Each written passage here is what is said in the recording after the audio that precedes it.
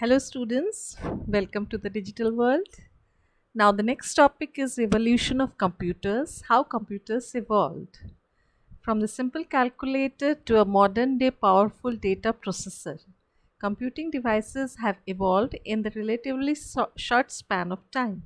The evolution of computing devices is shown through the timeline. Now you can see here how it evolved.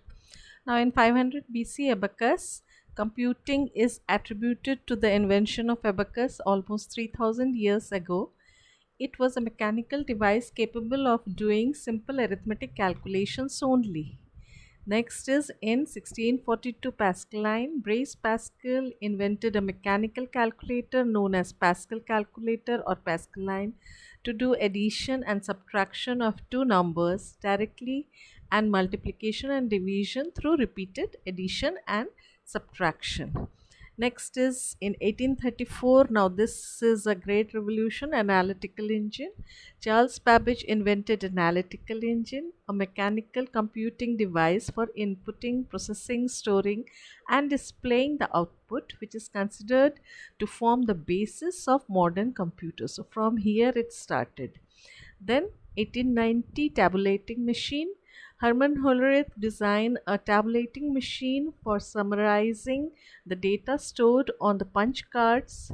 It is considered to be the first step towards programming. Next in 1937, Turing machine.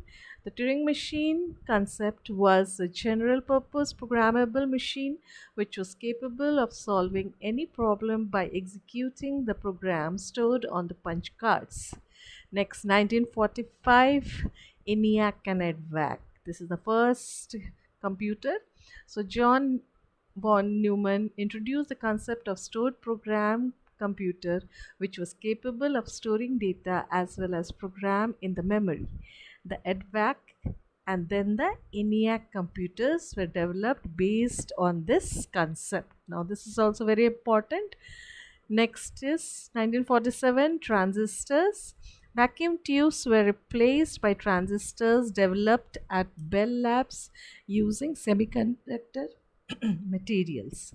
Now, first generation computers, we were using vacuum tubes, and these transistors were used in second generation computers, in third generation ICs, and in fourth generation microprocessors were used.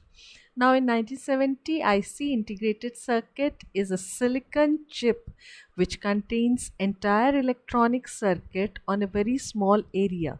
The size of the computer drastically reduced because of ICs. Then microprocessor came, and nowadays we are using artificial intelligence also has been introduced. Now the von Neumann architecture is shown here. You can see here it consists of a central processing unit, CPU for processing arithmetic and logical instructions, a memory to store data and programs, input and output devices, and communication channels to send or receive the output data. Electronic Numerical Integrator and Computer ENIAC is the first binary programmable computer based on von Neumann architecture. During the 1970s, large-scale integration LSI of electronic circuits allowed integration of complete CPU on a single chip called microprocessor. Now, whenever you go to market to buy a computer, you just ask for which microprocessor, which computer it is. They will tell i5, Core i5, i7, i3. So, all the microprocessors name only they are telling. Moore's law predicted exponential growth in the number of transistors that could be assembled in a single microchip. In 1980s, the processing power of computers increased exponentially by integrating around 3 million components of a small size chip termed as VLSI, very large scale integration. Further advancement in technology has made it feasible to fabricate high density of transistors and other components, approximate 106 components on a single IC, called super large scale integration SLSI. Now here you can see in 1965 Intel co-founder Gordon Moore introduced Moore's law, which predicted that the number of transistors on a chip would double every 2 years while the cost would be halved. So IBM introduced its first personal computer for the home user in 1981. The Apple introduced Macintosh. You can see here the number of transistors are increasing per integrated circuits every, you can see here year is given here, and here you can see the number of transistors, and these are your processors. Core i7 till Core i7 processor they have given here. Now it is doubling every 2 years. So these are the exponential increase in number of transistors used in ICs over time. Now here the popularity of the personal computer surged by the introduction of GUI, graphical user interface based operating system by Microsoft and others in place of computers with only command line interface like Unix or DOS. Around 1990s, the growth of Wide Web (WWW) further accelerated mass usage of computers, and thereafter computers have been an indispensable part of everyday life.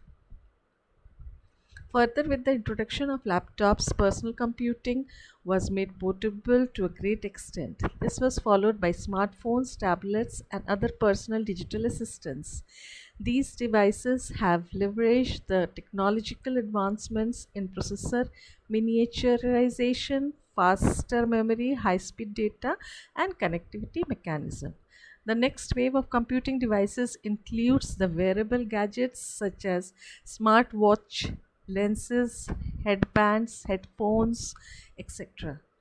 Further, smart appliances are becoming a part of the IoT Internet of Things by leveraging the power of artificial intelligence. So, we are proceeding towards artificial intelligence, IoT. All our things will be connected through internet. All the gadgets which we are using, even all our home appliances which we are using, will be connected through internet, and automatically it will do its task, like your mobile is also doing some of the task automatically.